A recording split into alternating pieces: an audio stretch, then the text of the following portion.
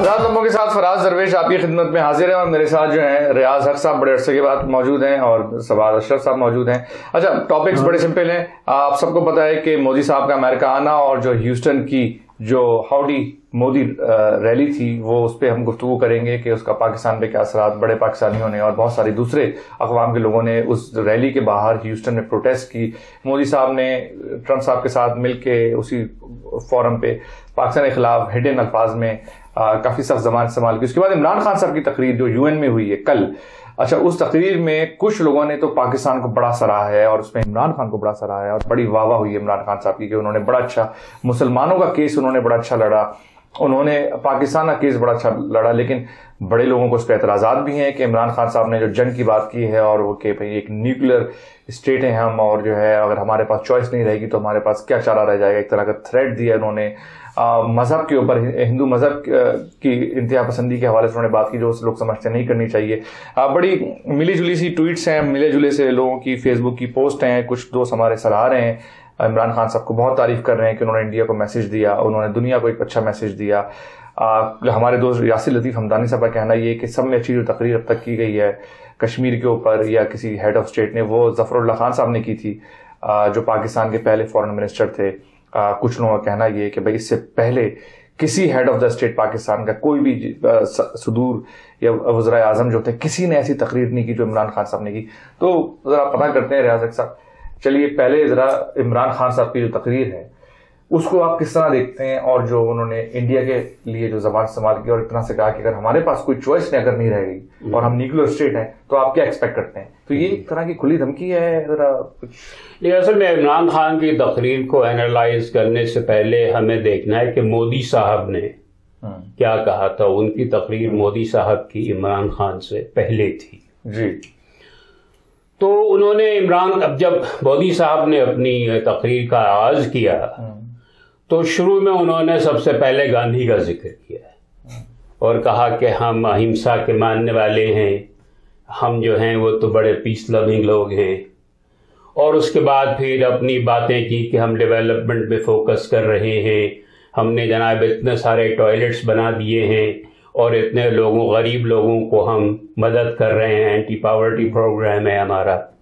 और फिर जनाब उन्होंने कहा ये टेररिज्म बहुत बड़ा मसला है हमारे लिए, और वो बेसिकली उसका रेफरेंस जो था वो मुसलमानों की तरफ था, उनका जिस तरह वो सोचते हैं। तो उस कॉन्टेक्स्ट में अब आप देखें इमरान खान ने क्या कहा। उसके बाद पहली बात तो इमरान खान ने ये कही कि जो गांधी का नाम लेते हैं बार बार, असल में ये उनमें से हैं कि जिन्होंने गांधी को कत्ल किया, ये गांधी के मारने वालों में से हैं। तो ये गांधी का नाम कहाँ से लेके चले? यानी ऐसा है असल में कि अगर आप देखें कि इंडिया का जो बहुत ज्यादा कल्चरल कैपिटल है ना, जिसकी वजह से दुनिया में उसको बहुत ही पॉजिटिव इमेज मिला और जनाब आज तक वो उसको एक्सप्लॉइट कर रहे हैं, वो गांधी की वजह से है। वो इमेज जो प्रोजेक्ट हुआ इंडिया का, बहुत ही जो एक सॉफ्ट इमेज और सॉफ्ट पावर इंडिया की ग्रो हुई, क्योंकि यहाँ वेस्ट में खास तौर पे ऐसा है कि वो लोग बहुत से जो है ना गांधी और जीसस में, हजरत ईसा में सिमिलैरिटीज देखते हैं। हजरत ईसा पीस की बात करते थे, गांधी भी पीस की बात करता था। तो इसको जवाब देना बहुत जरूरी था। और फिर उन्होंने एक्सप्लेन किया कि आरएसएस असल में है क्या। इन्होंने गांधी को मारा था और जनाब इनकी जो इंस्पिरेशन इनको मिली है 1920s में, वो मिली है नाज़ी और फैशिस्ट पार्टीज से यूरोप में, जिसका हिस्टोरिकल फैक्ट है, ये रिसर्च करके को देख ले। तो ये बताना जरूरी था। फिर उन्होंने इस्लामोफोबिया की बात की कि जनाब जब से ये 9/11 हुआ उसके बाद से मुसलमानों को जो टेररिस्ट डिक्लेयर किया गया है, उसके नतीजे में इस्लामोफोबिया जो बहुत से मुल्कों ने इसका फायदा उठाया, इंडिया भी उनमें से एक मुल्क है जिसने इसका फायदा उठाया है। अच्छा, चलें रियाज साहब जरा अब इस पे आ जाते हैं, थोड़ा सा मुझे टॉपिक डिवेट करना पड़ेगा। कश्मीर का मसला जो है 70 सालों से ये मसला वहीं का वहीं फंसा हुआ है, ना पाकिस्तान को तो मिलके नहीं दिया। अच्छा, उसमें अब हालत ये हो गई है कि अब उन्होंने कह दिया तो ये हमारा हिस्सा बन गया है और अब हम यहाँ की पॉपुलेशन डेमोग्राफी भी तब्दील हो सकती है क्योंकि वहां पर लोग आके डेवलपमेंट के नाम पे। पाकिस्तान से कहाँ गलती हुई? क्योंकि अब से मैं आपको 3 महीने पहले लेके चलता हूँ। 3 महीने पहले इमरान खान साहब आए थे, उन्होंने यहाँ ट्रंप साहब से मुलाकात की थी वाशिंगटन में, रैली हुई थी जो इमरान खान साहब की, उसमें कहा गया था कि हमने तो पूरा इंडिया का नैरेटिव को शिकस्त दे दी, अब तो पाकिस्तान बड़ा ऊपर आ गया। ट्रंप साहब ने मीडिएट कहा है कि मोदी जो है वो उसने कहा है कि ट्रंप साहब से कि मेरी मीडिएशन करा दें क्योंकि हम डिप्लोमेटिकली इतने विन हो गए, और उससे मुश्किल से कोई 6 हफ्ते या 7 हफ्ते का ही फर्क है। एकदम मोदी साहब ने 370 ना पाकिस्तान को कुछ पता था कि ये होने वाला है, और अभी जब मोदी साहब आए उन्होंने कहा कि हम तो अमेरिका को नहीं कह रहे कि आप आगे कोई नेगोशिएशन वगैरह कराएं, हम इसमें इंटरेस्टेड ही नहीं है, ये हमारा रीजनल मसला है, इसको हम खुद हम डील करेंगे। नहीं, असल में आपको मालूम है कि ये इनका जो आरएसएस का और बीजेपी का ये बड़ा पुराना एजेंडा है। जो आप जानते हैं कि कश्मीरी पंडित जो हैं वो इंडिया में सबसे ज्यादा कम्युनल लोग हैं, सबसे ज्यादा एंटी मुस्लिम हैं, और वो सब इनके साथ हैं। और ये जो हिंदुत्व पूरा ये जो आइडिया है ये है कि कश्मीर को किसी तरह हमको अपना हील के लाना है, we have to bring them under our heel. तो ये तो बड़ा मस्पराना इन्होंने, यानी तकरीबन आर्टिकल 370 का जो रेवोकेशन है ये कोई 20 साल पहले इन्होंने अपने ऑब्जेक्टिव्स में डाला था, तो अब उन्होंने कर दिया। अब इस बार ऐसा हुआ कि इलेक्शन में इनको बहुत बड़ी कामयाबी हुई, यानी वैस्ट मेजॉरिटी इनको मिल गई, तो अब इन्होंने सोचा कि यार अब हम कंफर्टेबल है, हमें बड़ी सपोर्ट है, तो लेट अस जस्ट। पाकिस्तान से कहां का गलतियां हुई इसमें? पाकिस्तान कुछ नहीं कर सकता था। अच्छा, हमें यानी कि तकरीबन अब से 2 महीने पहले पता ही नहीं था कि ये होने जा रहा है। नहीं, पता हो या ना हो, क्या करते आप उसका? कुछ नहीं कर सकते। आप क्या कर सकते हैं? अब भाई, अब जो कर रहे हैं इमरान खान वो ठीक है, यानी आप दुनिया को बताएं कि असल में ये क्या, ये शक्ल है इसकी, हिंदू जो नेशनलिज्म है, ये एक रेसिस्ट फिलॉसफी है, और ये जो है ये हेटफुल फिलॉसफी है जो मुसलमानों को कत्ल करना चाहती है। तो इमरान खान ये वार्न कर रहे हैं कि अब होगा ये कि अब जैसे इस वक्त जो उन्होंने कर्फ्यू लगाया हुआ है और सख्ती की हुई है, बिल्कुल लॉकडाउन किया हुआ है, जब ये खत्म होगा तो क्या होगा? यानी एक तरह से मोदी साहब जो हैं वो एक टाइगर पे सवार हैं। अब ये सोच रहा उतरे कैसे, इसीलिए इतना लंबा है। अब जैसे ही उतरेंगे तो वो जाहिर है कि वहां तो हंगामा होगा जबरदस्त, उसको कैसे डील करेंगे, कितने लोगों को शूट करेंगे, फौज लगा के रखेंगे, कितने लोगों को मारेंगे, तो उससे क्या होगा उसके नतीजे में? अगर फर्ज कीजिए कि ये हंगामा होता है वहां, मोदी साहब क्या कहेंगे, जो कि बेसिकली यही इमरान खान ने कहा, ये कहेंगे भाई ये टेररिज्म हो रहा है और ये पाकिस्तान इनको सपोर्ट कर रहा है। उसके नतीजे में इनकी पाकिस्तान से कॉन्फ्लिक्ट होगी, और जब पाकिस्तान से कॉन्फ्लिक्ट होगी तो वो जो है, क्योंकि दोनों न्यूक्लियर पावर्स हैं, वो दुनिया को वार्न कर रहे हैं कि ये कॉन्फ्लिक्ट जो है एक न्यूक्लियर कॉन्फ्रंटेशन बदल सकती है। सभा साहब, हमने बातें सुन ली कि मैंने राज साहब से पूछा पाकिस्तान क्या गलती हुई, राज साहब ने कहा पाकिस्तान को कोई चॉइस नहीं थी, कोई क्या कर सकता पाकिस्तान, 70 साल हो गए। ठीक है, हम इंडिया पे, अब हम इंडिया की गलतियां हैं, 1971 में उन्होंने रोल अदा किया, सब चीजें, लेकिन हमसे कहाँ गलतियां हुई हैं? या देखिए यहाँ पे पाकिस्तान से कहाँ गलतियां जी? यहाँ पे लफ्ज गलती आप बहुत, इसको अंग्रेजी में कहते हैं ना, फास्ट एंड लूज इस्तेमाल करें। इंडिया ने गलतियां नहीं की है, इंडिया को जो करना था उन्होंने किया है। मतलब उन्होंने अपने मुल्क और अपनी पीआर, वेस्ट में अपनी पीआर से लेके और पाकिस्तान जो वहां से गलती सही लफ्ज नहीं है, it's not the right word. हाँ, आप ये कह सकते हैं कि उन्होंने गलत काम किया, लफ्ज ईविल इस्तेमाल करे, कुछ भी कर ले। पाकिस्तान से कहाँ गलतियां हुई? पाकिस्तान पिछले मेरे ख्याल से तो लेट 1965 या 64 या 65 से गलतियां ही करता आ रहा है इन फील्ड्स में। अच्छा। वो जो पहली वाली जंग थी, अगर वो मतलब छोड़े, पाकिस्तान देखें, कश्मीर का, अब मैं यहाँ पे मैं एक्चुअली ये कहूँगा कि मैं इमरान खान साहब के साथ हूँ इस मामले में, कि हमें किसी मजहब या किसी कौम या उसके खिलाफ नहीं होना चाहिए, हमें इश्यूज देखने चाहिए, इंसानियत के साथ होना चाहिए। सही। पहली बात, उन्होंने बड़ी अच्छी स्पीच की इमरान खान साहब ने, उसमें क्या वो उन्होंने नहीं कहा वो भी है कि क्या उनको कहना चाहिए था। पाकिस्तान एक दुनिया का 5वां 6ठा बड़ा मुल्क है, मुसलमान मुल्कों में एक तरह से देखा जाए तो सबसे अहम मुल्क है, क्योंकि पाकिस्तान अंग्रेजी बोलने वाला दुनिया का सबसे बड़ा मुल्क है, आपस की बात है। एक रोल है पाकिस्तान का जो उनको अपने मामले में करना चाहिए और इंटरनेशनल मामले में करना चाहिए पाकिस्तान को। हाँ। मतलब आप सबसे बड़ा मुल्क है, आप वाहिद मुल्क है जिसका प्राइम मिनिस्टर इतनी अच्छी तरह से अंग्रेजी बोल सकता है। आपका एक, मैं मजाक नहीं कर रहा हूँ, आपकी रिस्पॉन्सिबिलिटी बनती है, मैं मजाक नहीं कर रहा हूँ, रिस्पॉन्सिबिलिटी बनती है। 40s में, 50s में, 60s तक पाकिस्तान इंटरनेशनल लेवल पे एक रोल प्ले करता था, बल्कि एक था। अब आपकी हालत ये है कि आपके अब आपकी हालत ममालिक हैं वो भी मोदी के साथ जाके खड़े हो गए। थोड़ा सा लंबा जवाब हो गया, लेकिन यही मैं आपसे कह रहा हूं कि पाकिस्तान ने गलती ये की है कि अपना स्टेटस और अपनी स्ट्रेंथ नहीं समझी है। आप ये कहते पाकिस्तान क्या कर सकता था, मतलब अजीब सी बात है। एक मिनट, समझी नहीं है या है ही नहीं, दो चीजें है ना। एक समझी नहीं वो अलग कहानी है, एक है कि भाई हमारी स्ट्रेंथ अब वो रही नहीं। ये देखें, आप दुनिया का छठा बड़ा मुल्क है, आप न्यूक्लियर पावर है, आप स्ट्रेंथ्स हैं आपकी, ठीक है ना, ऐसी बात नहीं है। सऊदी अरब और गल्फ का आधा लेबर इंडिया पे भी चलता है, लेकिन पाकिस्तान पे भी चलता है। वो हमारे साथ क्यों नहीं खड़े होते, वो उनके साथ क्यों खड़े होते हैं? क्योंकि आप अपने साथ नहीं खड़े होते।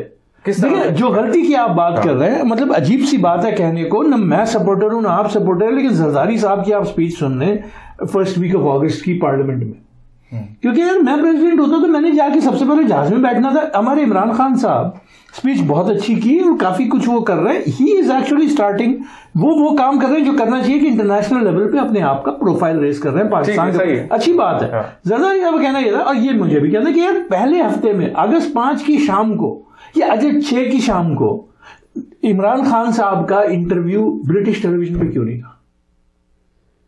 जो बात उन्होंने आज की है इमरान खान साहब को, मतलब आप देर से जा रहे हैं, लेकिन देखें मैं आप तो गलती क्या ये तो अभी की गलती है ना। मैं तो ये कह रहा हूँ 70 सालों से जो हम 70 सालों से यही हो रहा है, हम क्यों डिक्लाइन पे जा रहे हैं? देखिए मैं आपको एक बड़ा अच्छा जो मेरी आर्गुमेंट होती है ना अपने जो इंडिया के मुसलमान दोस्तों से भी, भाइयों से भी, और इंडिया के हमारे दूसरे जो दोस्त हैं सारे हर अक़वाम के लोग हैं, उनका भी कहना ये है कि भाई आपका तो आप इकोनॉमिकली वीक हैं, आप खसारे में ही जा रहे हैं। ये आप किससे कह रहे हैं? ये मैं उनके आर्गुमेंट दे रहा हूं आपको, उनका आर्गुमेंट आपको दे। तो इसलिए लिहाजा जो अरब मुल्क अगर हमारे साथ खड़े होते हैं, दुनिया हमारे साथ खड़ी होती है, वो इसलिए खड़ी होती है कि हमने उनको ऑफर किया है, हमने उनको चीजें टेबल पे लाके रख के दी हैं। आपने टेबल पे लाके आतंकवाद यानी कि दहशतगर्द रख मैं आपको मैं बता रहा हूं ना, तो एक आर्गुमेंट को रिस्पॉन्ड करें ना। मैं कह रहा हूं कि भाई ये एक आर्गुमेंट वो लाके रखते हैं कि हम अमेरिका को हमसे मोहब्बत नहीं है, ना ट्रंप को हमसे मोहब्बत है, ना यूरोप को हमसे, ना अरब को हमसे मोहब्बत है, लेकिन हम टेबल पे रखते हैं। तो ये तो एक आर्गुमेंट बनता है ना कि हम इकोनॉमिकली क्यों इतने कमजोर हुए। भाई इकोनॉमिकली छोड़े, आप इकोनॉमिकली इसलिए कमजोर हुए कि आपने अपने मुल्क की रेड मारी हुई, that becomes a domestic problem, right? जो वो एक आर्गुमेंट कुछ पाकिस्तानी ये करते हैं कि पहले इंटरनली स्ट्रांग हो फिर एक्सटर्नल। मेरे नजदीक अगर आप नोट करें इमरान खान की स्पीच में मेरी क्रिटिक वो नहीं है जो और लोगों की होती है कि यार पहले आप पाकिस्तान के अंदर। बात यह है कि आप जब जरूरत पड़ती है तो पिछले जो आप 70 साल की बात कर रहे हैं, 3 दफा जब गोट फंसी है तो अमेरिका पाकिस्तान के पास आया वक्त उनकी गोट। अच्छा वो गोट क्यों फंसी थी? लेकिन एक दफा नहीं, 2 दफा नहीं, 3 दफा फंसी है। कोल्ड वॉर में चाइना के साथ ओपनिंग, फिर कोल्ड वॉर में सपोर्ट, जब अमेरिका 40s और 50s में। मजे की बात यह है जो इन्होंने नेटो के साथ मैं समझ गया ना, मैं आपकी बात आर्गुमेंट समझ गया। ये आर्गुमेंट सुनते रहे क्या सर, वो आर्गुमेंट यही है कि हम जो है तालिबान से अगर आपको बात करनी है तो आपको हमारी जरूरत है, आपको रशिया के खिलाफ लड़ना है तो आपको हमारी जरूरत है। ये तो और आप और न्यूक्लियर पावर है। आप शायद ये समझ रहे हैं, मैं कह रहा हूं वेस्ट की गलती नहीं है, आपकी गलती है। आप इसको लेकिन आप इस्तेमाल जब हो रहे हैं जब उनको रेड आर्मी चाहिए, तो हाँ यही तो मैं कह रहा हूँ ना, गलती आपने सवाल पूछा, गलती क्या? गलती यही है कि आप इस्तेमाल हो रहे हैं जब उनको वो इंडिया कब इस्तेमाल हो रहा है जब उनको माशी ताकत चाहिए, जब उनको जो है इन्वेस्टमेंट्स करनी है तो वहां जा रहे हैं, उनको अगर लेबर चाहिए तो हर तरह से। यार देखिए, आप मेरा जवाब तो सुन लीजिए ना पूरा। पॉइंट यही है कि जब भी ये जरूरत पड़ी है पाकिस्तान की, तो पाकिस्तान और पाकिस्तान की एस्टेब्लिशमेंट ने बजाय कि कोई लॉन्ग टर्म उससे फायदा लें, उन्होंने भी शॉर्ट टर्म फायदे लेते रहे। आपको अगर याद होगा, इमरान खान साहब जब पहली दफा अभी यहां अमेरिका आ रहे थे ट्रंप साहब से मिलने, उससे पहले आपने एक सवाल पूछा था जिसका मेरा जवाब उस वक्त आपको वेग लगा होगा। मुझे याद है मेरा जवाब ये, आपने कहा था यार क्या लेना चाहिए। मैंने कहा देखो इमरान साहब को करना ये चाहिए कि मिलिट्री बात, तालिबान की बात, अफगानिस्तान की बात वो तो अमेरिका करेगा। इनको ये चाहिए कि ये अपने एक्सपर्ट्स के साथ बैठें जाने से पहले और कहें कि हमें लॉन्ग टर्म चीजें बताओ कि हमें अमेरिका से निकलवानी है। यही गलती जो आप पूछना, गलती क्या हुई? 70 साल से यही कर रहे हैं, शॉर्ट टर्म F-16 दे दो, ये कर दो, वो कर दो, वो कर। सर अब मैं रियाज भाई आपको अंदाजा है, आप मेरी शौक के मुझसे ज्यादा बेहतर समझते हैं लोगों के जो इंडिया के साथ खड़े, किसी को मोहब्बत तो नहीं है मोदी साहब से, जो ट्रंप साहब को भी कोई ज्यादा मोहब्बत नहीं है। वो सारा सिलसिला यही है कि इकोनॉमिकली जो है वो क्योंकि मजबूत है, उन पे इन्हिसार ज्यादा है, वो सारी चीजें हैं। हमारी हालत ये है कि हमारे जो अरब जिनको साथ हम अभी 2-3 महीने पहले कह रहे भाई अब तो अरब हमारे साथ हैं, हमने राहिल शरीफ भी वहां भेज दिया, वो सबके सब हमारे साथ खड़े हुए। जब वक्त पड़ा तो उन्होंने उसी वक्त हाईएस्ट सिविलियन अवार्ड भी उन्हीं को दिया, उनको बुला के दिया। हम यहाँ पर कहते हैं कि जी वो कश्मीर के मुसलमानों के साथ जुल्म ज्यादती कर रहे हैं, सब कर रहे हैं। अरब को इससे कोई लेना देना नहीं है, जो कि और वो आप उसको ओआईसी का हिस्सा बनाने की बातें कर रहे हैं। कहीं से उन्होंने सुषमा स्वराज साहबा को भी बुलाया जो मरूमा हो गई। तो हम अगर मुसलमान ममालिक की तरफ भी देखें तो वो भी हमसे वही रेंट आर्मी के राहिल शरीफ को भेज दो, छोटी मोटी चीजें। लेकिन जब वक्त पड़ता है तो वो तो इंडिया के साथ ही खड़ा, उनको भी मोदी से कोई मोहब्बत नहीं है, वही कि इंडिया ऑफर ज्यादा कर रहा है।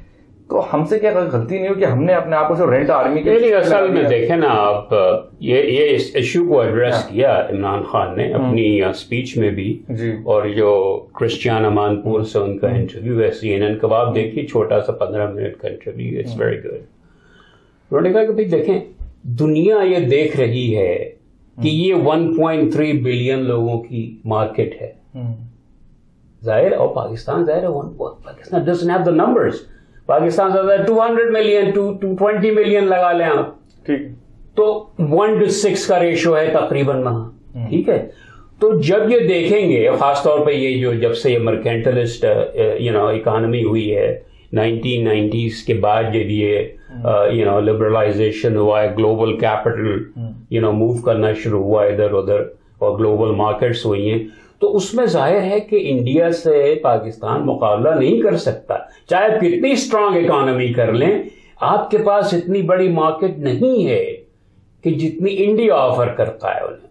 तो ये बुनियादी मसला यही है। लेकिन मैं ये कहूंगा, ये जो लोग कहते हैं ना पाकिस्तान ने क्या कर लिया, पाकिस्तान ने क्या कर लिया, पाकिस्तान कश्मीर नहीं ले सका, क्या आपके ख्याल में इंडिया जो है वो भी क्लेम करता है जो पाकिस्तानी कश्मीर, क्या इंडिया ने पाकिस्तानी कश्मीर ले लिया? इतनी ताकत है उनके पास। असल मसला ये है कि ये दोनों, या खासतौर पर अब जो है जब न्यूक्लियर पावर कंट्रीज हैं, तो ये आसानी से एक दूसरे से जंग स्टार्ट नहीं कर सकते, क्योंकि उसमें दोनों के लिए फियर है, ना दोनों के लिए बल्कि दुनिया के लिए। इमरान खान ने ये पॉइंट आउट किया अपनी स्पीच में कि ये न सिर्फ रीजन के लिए बल्कि पूरी दुनिया के लिए बहुत बड़ा खतरा है। जब आप कहेंगे भाई कारगिल में हो गया था 1998 में, भाई जब तो शुरू किया था इन्होंने, थोड़े से एक दो बम थे दोनों के पास, अब तो बहुत बड़ा आर्सेनल है दोनों के पास, बहुत सारे बम है, 100 से ज्यादा बम इंडिया के पास हैं, 100 से ज्यादा बम पाकिस्तान के पास हैं, मिसाइल हैं, क्रूज मिसाइल्स हैं, एंटी बैलिस्टिक मिसाइल, इतने हैं कि ये इस बात का रीजन तबाह कर सकते हैं दोनों। हाँ, न सिर्फ रीजन बल्कि दुनिया। आपने सुना है ना वो जो एक रिपोर्ट है अमेरिकन साइंटिस्ट की, कि अगर इनमें जंग होती है और ये फुल स्केल वॉर होती है और ये अपने वेपन्स यूज कर लेते हैं, तो उससे जो न्यूक्लियर विंटर होगी, जो उससे क्लाउड ग्रो होगा, वो पूरी दुनिया में फैल जाएगा, और जब दुनिया में फैलेगा तो उसके नतीजे में सूरज नहीं आ सकेगा, जमीन डार्क हो जाएगी दुनिया। जब सूरज नहीं आएगा तो कोई क्रॉप्स नहीं ग्रो कर सकते। तो जंग में उस वक्त डायरेक्टली तो कम लोग मरेंगे, लेकिन उसके बाद जो फैमिन होगा, स्टारवेशन होगी, उसमें तो बिलियंस ऑफ लोग मर जाएंगे दुनिया। तो ये चीज पॉइंट आउट कर रहा था इमरान खान को, और मेरे ख्याल में इमरान खान ने बड़ा इफेक्टिवली इस चीज को पॉइंट आउट किया। दूसरी चीज पाकिस्तान ने एक बड़ी अच्छी ये की है, आप देख रहे होंगे कुछ दिन से पाकिस्तान के लिए बड़ा अच्छा पॉजिटिव कवरेज हो रहा है मीडिया में, और इंडिया का बड़ा नेगेटिव कवरेज हो रहा है। उसकी वजह यह है कि इन्होंने एक यहाँ लॉबिंग फर्म हायर की है पाकिस्तान ने, और एक PR एजेंसी हायर की है, और ये जनाब बड़ा अच्छा काम कर रहे हैं। अब जितने बड़े बड़े न्यूज़पेपर्स हैं, वॉशिंगटन पोस्ट है, न्यूयॉर्क टाइम्स है, गार्डियन है, इसके अलावा ये जो न्यूज चैनल्स हैं, ये सब जो हैं ये इन चीजों को कवर कर रहे हैं। जी रियाज साहब, आपने बहुत ज्यादा खतरनाक किस्म का जो रियल ट्रू सिनेरियो आपने खींच दिया, ठीक है ना, आपने ट्रू सिनेरियो खींच दिया। तो अब तो सवाल ही मेरा बिल्कुल बदल गया। आप तो छोड़े मोदी साहब की तकरीर, छोड़े इमरान खान की तकरीर, what are the 1, 2, 3 steps that India needs to do immediately, Pakistan needs to do immediately, बजाय इसके कि हम जाके बोलें जी ट्रम्प साहब आप आइए हमारी मीडिएशन कराइए, फलाने साहब आप आइए आप हमारी मीडिएशन, अरब आप आइए, कुछ नहीं, क्या करना चाहिए दोनों आपस में नहीं बैठ सकते हैं। असल मसला क्या है, इसको इसीलिए पॉइंट आउट किया कि ये जो हिंदुत्व फिलॉसफी है, आइडियोलॉजी है, ये वही आइडियोलॉजी, ये वही फिलॉसफी है जो फैशिज्म, जिसके रूट्स फैशिज्म में और नात्सिज्म में, ये लोग रैशनल नहीं हैं, रैशनली नहीं सोचते। कोई भी रैशनल कंट्री ये ना करता जो मोदी ने किया जब बालाकोट के ऊपर उसने जनाब जाके बमबारी करने की कोशिश की। लेकिन ठीक है, तो जब तक मोदी साहब मौजूद हैं, जब तक मेरे ख्याल में कोई पीस मुमकिन नहीं है इंडिया और पाकिस्तान। इसके लिए बहुत जरूरी यह है कि दुनिया को यह हकीकत मालूम हो और इंडिया के लोग खुद ये समझे कि भाई ये उनके लिए कितना खतरनाक। ठीक, लेकिन रह साहब हमारे वो इंडिया के दोस्त यहाँ मौजूद नहीं है, तो मैं उनका एडवोकेट बनने की कोशिश करता हूँ ताकि दूसरा नैरेटिव भी है। उनका कहना ये है कि भाई मोदी साहब तो फौरन जो है जहाज लेके पाकिस्तान पहुंच गए थे, चले गए थे नवाज शरीफ साहब से मिलने के लिए। उसके बाद आप लोगों ने ये बालाकोट, ये अपना पुलवामा कर दिया, उड़ी का वाकया है, सारे वाकया सुनने दो, एक मिनट सर, आप मेरी उनका भी तो मैं उनका आर्गुमेंट दे रहा हूँ। और जहां तक आप ये हिंदुत्व और इन सारे नैरेटिव्स की बात करते हैं, तो अगर ऐसा नैरेटिव होता तो आपके सारे वो कहते हैं कि भाई आपके सारे के सारे जो मुसलमान जो ममालिक हैं, जो लीडिंग मुसलमान ममालिक हैं, इवन जहां मक्का मदीना है, वो सब तो मोदी साहब के साथ खड़े हुए हैं, वो सब मोदी साहब के साथ है। तो वो आप जो कह रहे हैं, और आप वो लोग हैं जिन्होंने मजहब की बेस पे, इस्लाम की बेस पे, रिलीजन की बेस पे पूरा अपना मुल्क बनाया हुआ है। ये वहां से मैं आर्गुमेंट सुनता हूं ना जब दोस्तों के साथ बैठता हूं, तो भाई आपके जो लीडिंग जहां मक्का मदीना है से लेके सारे वो लोग तो हमारे साथ हैं। वो तो नहीं कह रहे कि हम इंतहा पसंद हिंदू है मोदी साहब, वो सब आपके साथ। और आपने तो मुल्क अपना जो है पूरा मजहब की बुनियाद पे बनाया, तो इस आर्गुमेंट को क्या किस तरह काउंटर करें? मसला यही है ना, वो देखते हैं इंडिया से इट्स अ बिजनेस रिलेशनशिप। अब एक चीज जो उनको समझनी होगी, और हो रहा है ये, इंडिया की इकोनॉमी एकदम बड़ी वीक होने लगी। आपको मालूम है कि दे आर ऑलरेडी, जिसको कहा जाता है ना कि हिंदू रेट ऑफ ग्रोथ, सुना है आपने हिंदू रेट ऑफ ग्रोथ क्या है? For most of India's existence there rate of growth was around 2 to 3%। अब जो कहते हैं, जो 5% रिपोर्ट कर रहे हैं, एक्चुअली जो बहुत से इकोनॉमिस्ट हैं, दे बिलीव कि इट्स मोर लाइक 3%। अगर उनको वहां रिटर्न नहीं मिलेगा इन्वेस्टमेंट का और इंडिया की इकोनॉमी वीक हो जाएगी जैसा कि लग रहा है इस वक्त, तो ये भागेंगे। इससे इनको लेकिन हिंदुत्व जो है, इनकी जो फिलॉसफी है, वो इंडिया के लिए खुद अच्छी नहीं है। अगर उनकी इकोनॉमी वीक होती है तो millions of Indians will lose their job. मैं आपकी बात समझ रहा हूं, लेकिन ये उस आर्गुमेंट का जवाब तो नहीं हुआ ना। इसका जवाब है ये, क्या जवाब? कि इंडिया में जब तक चेंज नहीं आएगी, जब तक ये सब नहीं होगा। सवाल ये है कि आप कह रहे हैं उनकी जो इंटरेस्ट है इंडिया में, मेनली जो इन्वेस्टर्स हैं, उनका मेनली इंटरेस्ट है इकोनॉमिक। आप किन इन्वेस्टर्स की बात कर रहे हैं? ओवरऑल ग्लोबल दुनिया के तमाम, चाहे अरब हो, आपकी तो चाहे वो, उसका इस्लाम से कोई ताल्लुक नहीं, उसको भूल जाइए आप। ये जो है basically it's an economic business relationship. चाहे वो वेस्ट की इंडिया के साथ हो या जनाब अरब्स की इंडिया के साथ हो, वो रिलेशनशिप इस पर डिपेंड करती है कि जब वो इन्वेस्ट करते हैं तो उनको क्या रिटर्न मिलता है। अगर उनको रिटर्न नहीं मिलेगा तो वो भागेंगे। सवाल ये है, मैं उस सवाल, उनका कहना ये होता है, जिसका मैं चाहता हूं कॉन्क्रीट जवाब मिल जाए ना। अब जवाब दे दें दोनों हजरात में से कोई भी, कि भाई हम तो गए ना वहां पर, मोदी साहब तो गए, जिनको लोग कहते थे कि इंतहा पसंद हिंदू हैं, वो तो गए, उन्होंने तो बात करने की कोशिश की, बिजनेस करने की कोशिश की, वो राउट तक मांगा अफगानिस्तान के लिए, हमने सब चीजें करने की कोशिश की। और फिर वही वाली बात है कि आपको तो मुल्क की मजहब की बुनियाद पर बनाए, तो आप हमें कहां से मजहबी इंतहा पसंद करें? आप मुसलमान जो हैं, ऑलमोस्ट इक्विवेलेंट पॉपुलेशन के मुसलमान यहाँ रहते हैं ना, और वो बड़े prosper has nothing to do with Hindu religion. ये भी आपको समझने की जरूरत है। Hindutva is a different, it's a hateful ideology. Hinduism as a religion is not a hateful religion. अच्छा, You have to understand that difference. अच्छा, कि हिंदुइज्म, अब जब गांधी का जो हिंदुइज्म था, it was not the same as Modi's Hinduism. Modi Hinduism is basically Hindu supremacy ideology. तो ये बात जो समझने की जरूरत है कि वो इस आइडियोलॉजी से न सिर्फ दुनिया के लिए एक प्रॉब्लम हो सकते हैं, बल्कि अपने इंडिया के लिए खुद प्रॉब्लम हो रही है। तो आप ये कह रहे हैं कि नेहरू साहब का, कांग्रेस का या गांधी जी का जो हिंदुइज्म था वाज डिफरेंट देन मोदी साहब का। एब्सोल्युटली, और वो हिंदुइज्म में एक्सेप्टेबल था, सही, अच्छा है। हाँ, I have no problem with, लेकिन फिर भी हमने मुल्क तो अलग बनाया ना, उसको रिजेक्ट करके। वो इकोनॉमिक इश्यूज थी, that was not an issue of religion. अब ये भी तो अलग फहमी लोग जो यही कहते हैं कि सिर्फ इस वजह से अलग हुए कि मजहब हमारा अलग है। असल मसला ये था, जो कि हकीकत है, कि इंडिया में अभी आप देखें कि मुसलमानों को अपॉर्चुनिटीज बिल्कुल नहीं मिल रही हैं। मुसलमान वहां के बहुत बैकवर्ड हैं, बड़े गरीब हैं। जो पूरे अगर हिंदुस्तान में अगर मुसलमान साथ रहते हैं उनके, तो हमारा भी वही पाकिस्तान में जो मुसलमान है उनका भी वही हाल होता है जो कि इंडिया में मुसलमान। तो ये तो हाइपोथेटिकल आर्गुमेंट, हाइपोथेटिकल नहीं है, हाइपोथेटिकल है ना, भाई हो रहा है ये कोई हाइपोथेसिस नहीं है। हाइपोथेटिकल इस तरह से हो गया कि अगर आप अलग ना होते, एक आर्गुमेंट है ना ये भी कि भाई अलग ना होते तो आपकी पॉपुलेशन तो इतनी लार्ज होती, यानी कि ऑलमोस्ट 40 to 45% होते। अरे भाई 200 अभी तो इंडिया में पाकिस्तान से ज्यादा मुसलमान हैं। मेजॉरिटेरियन जो आप देखें ना, मेजॉरिटेरियन डेमोक्रेसी जो वो यही होती कि भाई हमारी मेजॉरिटी है।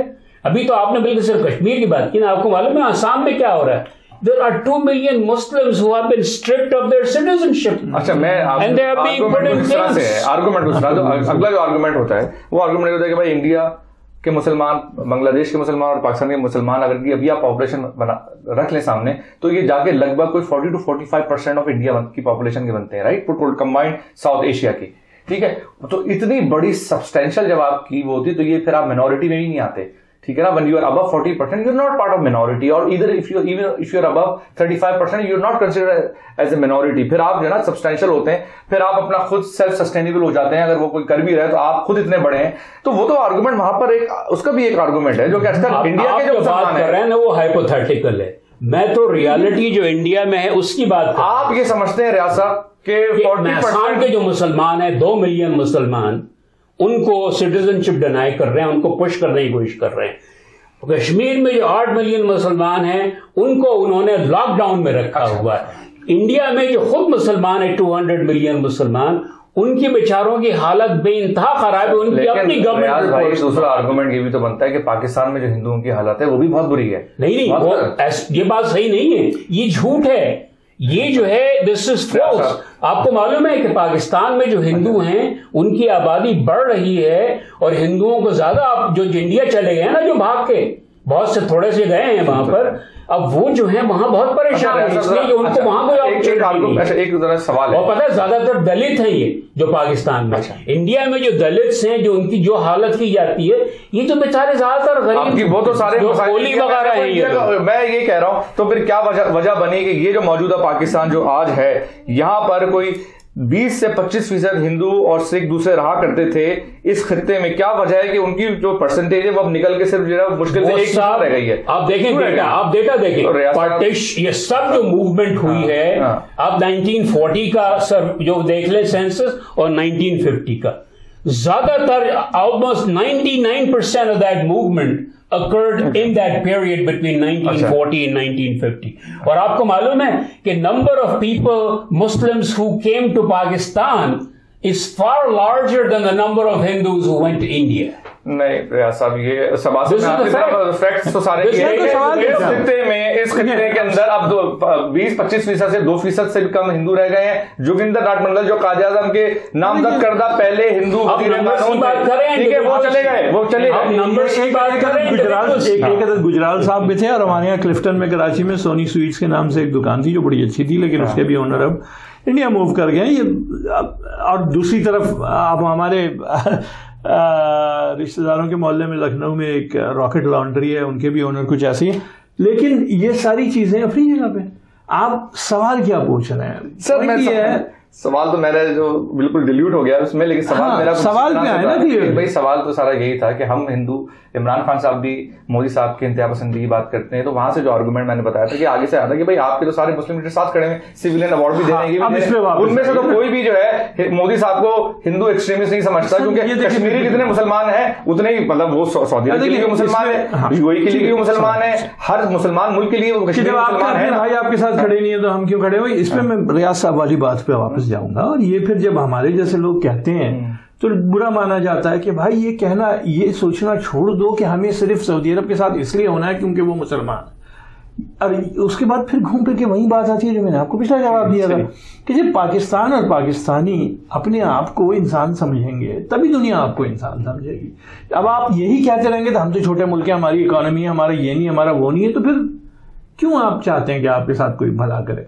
आप दुनिया की वही बात जो 50s, 60s, 70s में जो स्ट्रांग लीडर्स करते थे, इमरान खान ने भी उस दिन खड़े होकर यही किया कि यार हम कोई छोटा मोटा मुल्क नहीं है, हमें we are not children of a lesser god, हम अच्छा खासा सॉलिड मुल्क हैं, हमारे साथ बात करो, हमारे साथ काम करो। बल्कि हमें जो शिकायत है, जो कल से टेक्स्ट नहीं आ रही है कि इमरान खान ने मुस्लिम लीडरशिप, कोई मुस्लिम लीडरशिप नहीं दिखाई। इमरान खान ने पाकिस्तानी लीडरशिप दिखाई और अच्छी बात की है। अच्छा, लेकिन ये कहना, या तो आप खड़े हो कि वो करें। मजे की बात यह है, लोगों को पसंद नहीं आता भुट्टो साहब ने जो किया था कि पूरी इस्लामी मुल्क दुनिया को लाहौर में जमा किया, और जुमला उनका लिटरली अंग्रेजी में ये था, मैंने वीडियो क्लिप सुनी है, मैं भी खुद, ये उम्र नहीं है मेरी, जिसमें वो कह रहे थे कि the armies of Pakistan are the armies of Islam, the people of Pakistan are the soldiers of Islam. ये वाला अगर आप एटीट्यूड ले रहे हैं, ओआईसी किसने बनवाई? पाकिस्तान, मतलब ओआईसी का जो मीटिंग कराई पाकिस्तान में होती थी। कब हुई है लास्ट पाकिस्तान में? अच्छा, सही है। आप जब अपना रोल नहीं प्ले करेंगे तो सामने वाला आपके साथ क्यों करेगा? अच्छा, अब मैं जरा सोल्यूशन करना चाहता हूँ, वक्त हो गया है काफी। इसमें कोई शक नहीं, हिंदुस्तान पाकिस्तानी जब बाहर भी मिलते हैं, कहीं भी मिलते हैं, तो एक दूसरे के अच्छे दोस्त बनते हैं, क्योंकि कॉमनैलिटीज बहुत ज्यादा है। बेताश पाकिस्तानी अरब का या ईरानियों का या तुर्कों का इतना अच्छा दोस्त नहीं बन पाता जितने उनके हिंदू और इंडियन दोस्त कल्चर एक है ना, सब चीजें। तो जब वो सब बाहर ममालिक में निकल के, जैसे वो कराची की फ्लाइट लेके बाहर आते हैं यूएई, या वो दिल्ली की फ्लाइट, बम्बई की फ्लाइट लेके आके मिलते हैं यूएई में या इंग्लैंड में या अमेरिका में, दोस्त बन जाते हैं एक दूसरे के। तो क्या वजह है कि हम लोग यार, मतलब मैं तो इस बात को मेरी समझ में नहीं आता कि मेरे बड़े अच्छे दोस्त हैं जो कि मोदी साहब के बड़े खुल के सपोर्टर्स हैं, वो कहते हैं मोदी साहब बड़े अच्छे हैं, मेरे बड़े अच्छे दोस्त हैं, मुझ पे एहसानात है मेरे, उन पे एहसानात, दोस्त है मेरे। तो क्या वजह है कि हम आपस में बैठ कर, दोनों ममालिक बैठ कर अपने मसले, बजाय हम ट्रंप के पास जा रहे हैं, फिर वो हम कह रहे हैं हम जो जी चीन के ऊपर फैल रहे हैं कि जी चीन हमारे साथ खड़ा हुआ है, वो उम्मत हमारे साथ खड़ी हुई है।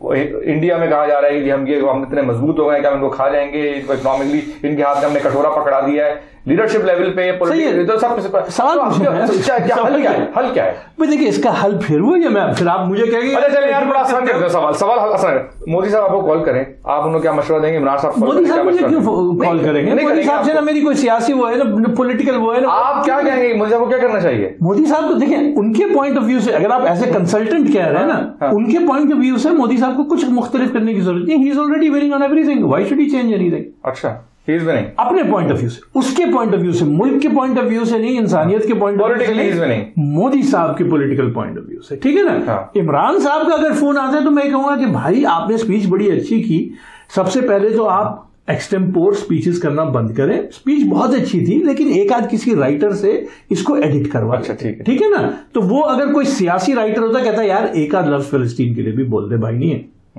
ठीक है ना, एक आध लफ्ज कोई औरों के लिए भी बोल दे, भाई नहीं है। उससे आपकी मजे की बात यह है, सबसे इंटरेस्टिंग फीडबैक जो मुझे मिल रही है वो ये मिल रही है कि फिलिस्तीनी और इजिप्शियन एक्चुअली खुश हैं इसके स्पीच से। अच्छा, सही है, जो कि मुझे इस तरह सरप्राइजिंग लगा कि यार इसके तो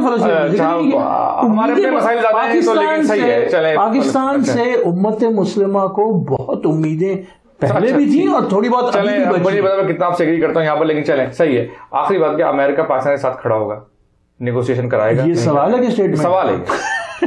अगर पाकिस्तान, अगर सिचुएशन बनेगी तो करेगा। मजे की बात, लेकिन प्रॉब्लम ये है ना कि आपकी अपनी भी जो कोई कोहेरेंट स्ट्रेट स्ट्रैटेजी हो जिसमें अमेरिका आपका साथ दे, और फिर अमेरिका तब करेगा, कोई भी करता है, इसमें कोई बुराई नहीं है।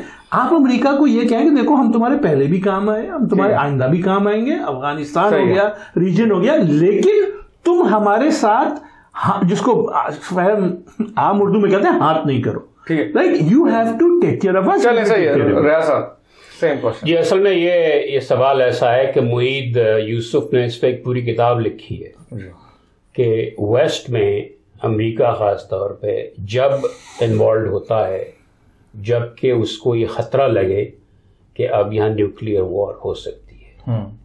अब मसलन जब बालाकोट की जो इवेंट्स थी, उसके बाद आपको मालूम है ना क्या हुआ कि जब वो बालाकोट तो हो गया और पाकिस्तान ने रिस्पॉन्ड भी कर दिया। अब मोदी साहब ने जनाब ये प्लान बनाया था कि वो पाकिस्तान में 10 मिसाइल मारेंगे, जिसको तमाम मीडिया ने रिपोर्ट किया इस बात को। उसके जवाब में पाकिस्तान ने उनसे कहा कि for every 1 missile you launch we will launch 3 missiles at you. तो ये बात जब यहाँ पहुंची, इंटेलिजेंस एजेंसीज ने ट्रंप को बताई, तो उसके बाद उन्होंने दोनों को कॉल किया है गाइस काम डाउन।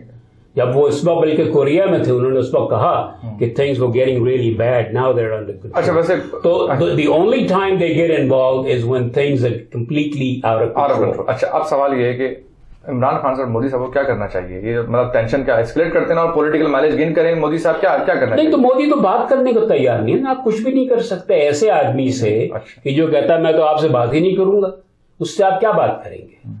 तो वो जो हमारा जो उम्मीद थी कि जी नहीं जब मोदी साहब री-इलेक्ट हो जाएंगे तो फिर ये बात all of that is out the window and I never expected that actually. I was never hopeful. ठीक है। और We still have to understand the ideology that drives him. ठीक He's a car saver, that's what they call them in India. ठीक। Audience आपने दोनों हजरात की गुफ्तगू सुनी, कुछ थोड़ी बहुत मेरी भी गुफ्तगू सुनी। अपनी आरा से हमें आगाह कीजिए, हमारे जो एड्रेसेस हैं लिखे हुए आ रहे हैं। हमारी जो हमारे शो का हमेशा मकसद ये होता है कि हम जब जायजा लें तो ना हम इंडिया के अर्नाब गोस्वामी बन जाएं, ना हम पाकिस्तान के जो है जैद हामिद बने। एक खुल के एक नैरेटिव रखें और कोशिश करें कि पीस की और मोहब्बत की और अमन की बात हो उस खित्ते के अंदर, क्योंकि पाकिस्तान भी अपना जोग्राफिया, अपनी लोकेशन तब्दील नहीं कर सकता, इंडिया भी अपनी लोकेशन तब्दील नहीं कर सकता। बजाय इसके कि हम नफरत की बेस पे बात करें, बुनियाद बनाएं नफरत को, 70 साल की जो तल्ख तारीख है उसको बुनियाद बनाएं, या हम कोई मोहब्बत की बात करें, जो कॉमनैलिटीज हैं, जो मुश्तरकात हैं जो उर्दू में कहा जाता है, उसके ऊपर बात करें और उसको लेवरेज करके जो है एक दूसरे के साथ पीस की बात करें। दुआ गो है कि साउथ एशिया में पीस हो। फराज दरवेश को इजाजत दीजिए। खुदा हाफिज।